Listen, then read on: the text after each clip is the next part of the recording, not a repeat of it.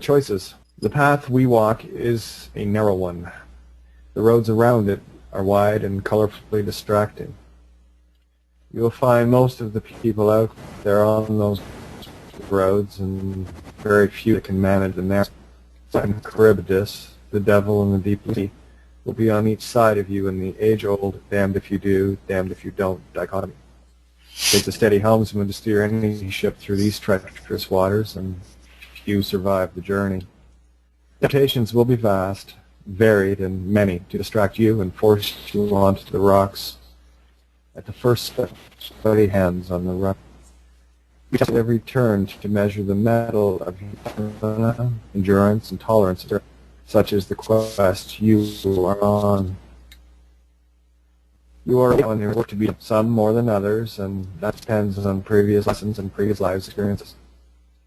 Your road, your choice. During the moment of every decision, you have two paths, one choice of which one to follow. The carnal aspect of your left mind seeks pleasure of the easy road that leads to the station lines closed if wrong paths are taken. Only in the left mind can you be led by emotion, and you hold the helm of the heart, where the truth steers you to rapids. These waters we travel on have all manner of weather, with clear sailing and storms that many shall succumb to. This game only offers one life per level. And it is up to you to ensure the lesson you seek is to use that life and after new, the new game piece called the human body. Some people place their game pieces in front of the TV and ravage it with processed poisons. Others prefer to keep that temple a little more pure. In short, you are on a mission of self, a journey of spiritual evolution, if but you will see that. You have the choice of losing some of your crew on your ship or losing the whole ship, but be assured there is a price to pay. Every decision you make will always cost you something if an exchange of truth is to be gained. If you didn't earn it, you didn't learn it. It is the reluctance to let go of anything that costs you dearly and inevitably the most end.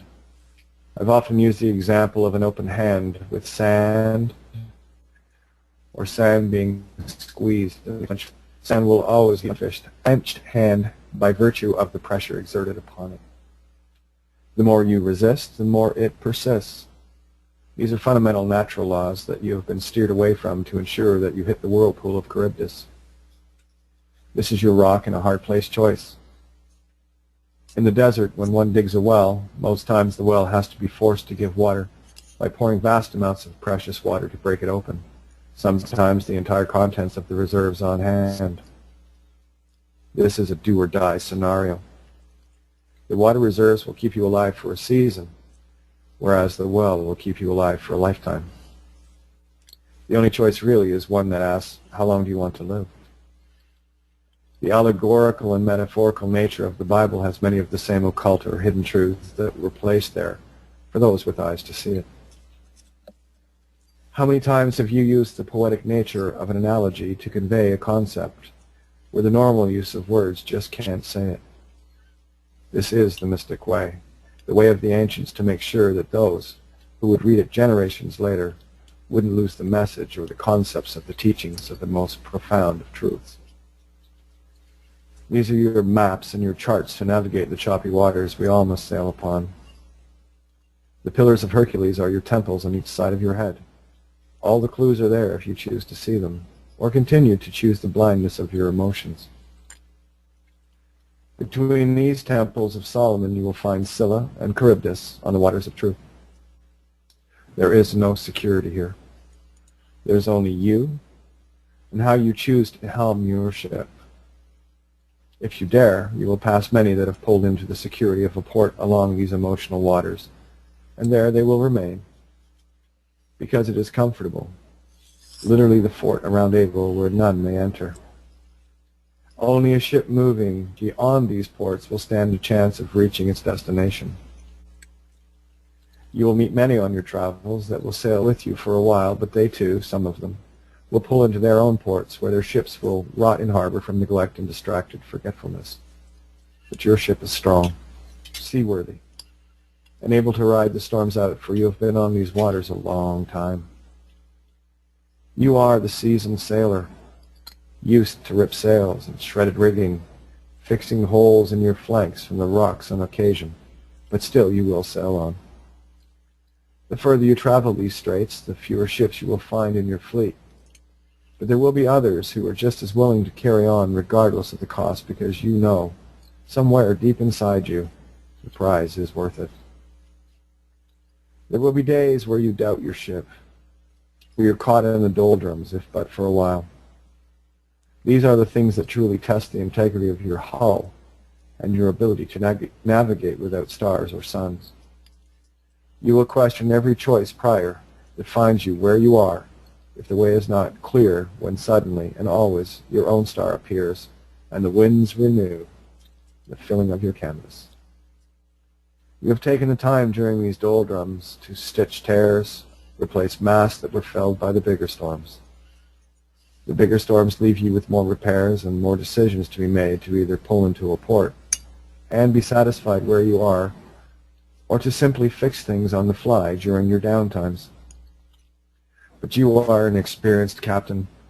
The further you travel, the more you get to know the crew, but you also know that there will still be times ahead where some of this crew will be lost. You will also find that you will always have exactly the right crew left to continue sailing after the morning is over. Yes, this way is narrow, this way is painful at times, but you also know that with each passing storm, you will be a better captain, or be one that gives up. That really is the only choice you have, no other. This choice is yours and yours alone, because this ship is you. Some have lost their ships completely, but they have continued in the water with pieces left in the shattered hull, with their tarts gripped in one hand and a paddle in the other. Yet they persevere because they know the prize is waiting. They don't know exactly what the prize is, but they know instinctively and intuitively that the prize will replace their ship 1,000-fold. This is the journey of you. This is the homecoming of the true self within. This is the ascension. There is no one coming to save you, to whisk you up to safety on this journey. It will be you and you alone who decides if you make it, and so very few ever will. And I now know why. A question I have constantly asked myself is this: if not me, then who can do this? Some of you already know what that means, and I will not explain it any further. If you do not understand the question, then you will never understand the answer, because you're not ready to ask either. Your actions are your measure. How you treat the other ships sailing with you will place you a long way back in the fleet or in the lead, much in the same way geese take turns leading when the current leader falls back due to exhaustion. Even so, they still fly as one flock or fleet, inasmuch as we too must sail on, as yet so very few, can or will, with some resorting to raiding and boarding other ships as a result of emotions. Many will be pulled down by the whirlpool of Charybdis, and very few will pass near Scylla, fearing to lose anything or anyone at all. We, who have chosen to sail closer to Scylla, know of the pitfalls and the guarantee of the losses of some of those closest to us. We saw that early on in our voyage when we first set sail. We dared to create small ripples on the illusional pristine surface of these security-laden waters, and many around us scoffed. We were exchanging what used to pass for reality for something that actually was reality, but then people don't want waves in their ports of lading. Their berths are secure with their slavery of ignorance freely chosen. Let them go. There will be those of you who are truly able to read this and everything I am including here, where you might see between the lines and garner more than the superficial layer of literal, and delve deeper into the metaphors presented. You might see the fractal nature of this game, in that all things are in all things. Such is the cosmic way. The ship I refer to is ancient etymology for the word mind. This may also hint as to why the system uses all things ship as well. Knowing the root of a word allows for the deeper and truer understanding of the deception and veils cast over us. A veil can cover, whereas a veil is also open meadow, same sound, different intentions. The only veil that you need to use is the one that covers the left mind, the carnal mind of emotions, in order that you may finally come to see yourself as the captain and God that you are. Yes, there is a war on for your mind, and they use all the tools they can to keep you listening to the only crew member that is trying to scuttle your ship. Cain, left mind, carnal, the wife of emotion. In order to be master and commander of your ship, this mutineer must be silenced and tossed in the brig where it belongs. Cain will go to all your crew members to keep you in turmoil and to keep you putting out constant emotional fires lit on your decks. Once you can bring Cain under control, thus your emotions, you can begin to move forward again. Emotion is emotion, which is no motion, and will land you in the doldrums every time. It is more a question of, do your emotions control you, or do you control them? That is a question only you can answer, if you even have the strength to face it and ask. Most people will not ask that question because they are too busy being wrapped up in the illusion of a game that is designed to keep you there. If but only you could see that. I have lost my most precious crew members in my journey, but then somehow I already knew I would, and it's taking me my own time to see that for what it is. Things like this are merely a test to see if you will yield to Cain and wallow in the left mind doldrums. People will quibble and squabble, thinking they can figure out courts, governments, and man's inferior to natural laws, yet totally miss their own boat in the process. That is the intention of this game and test. Will you be distracted and yield to the ego that says you must fight and win? Or will you simply see this game for what it is and peacefully sail through the storms you inevitably have brought upon yourself to see if you could handle it? I chose to see my lessons for what they are in my own journey of spiritual evolution. I know the prize that awaits, and I will be relentless in its pursuit. There are many that have been duped into positions of feigned power, wherein they think they are in control of others. The truth is, they have lost control of their own self, more so because it is they who are ruled completely by Cain and have the furthest to sail as a result. This is why I don't get angry or hurt anymore with what has been done to me. This game for me is a net result of my choices and no one else's. That will be a very large blue pill for people to swallow. I have been through some major storms, had my ship almost sank a few times, and it has suffered more broadsides than most could handle. Alas, this was my choice in order to grow and evolve as the divine being I am, and that you are. If only you could see that. I have learned how to change tack in the doldrums where they can't hold my ship still like they used to, and it's as simple as being responsible for your emotions and choosing whether or not you want that particular feeling. Just with that thought alone, your sails will begin to billow as a new wind arises to move you along. Again, you are the captain, and where your ship goes and how it sails is your decision fully, but only once you grab your own helm back. Cain will wrestle with you incessantly. He will badger you for control and make you think it's still you running the ship. The only usefulness this crew member has is his ability to use logic and nothing else. This is about modifying your ship, streamlining it so it travels clean and true through the storms that may or may not follow, and that too is still your choice. It all depends if you saw the lesson for what it was, and not just another reason to bitch at others because Cain, ego, told you so.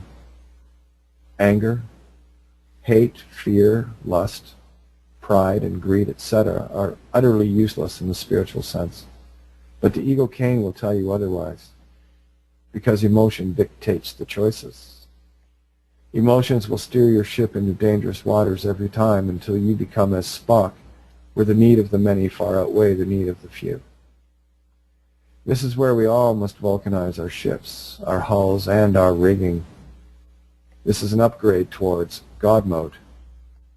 Will you be distracted with exotic ports of call, lured by the sirens onto the rocks or the mermaids calling you to to your doom as you were drowned in these illusions?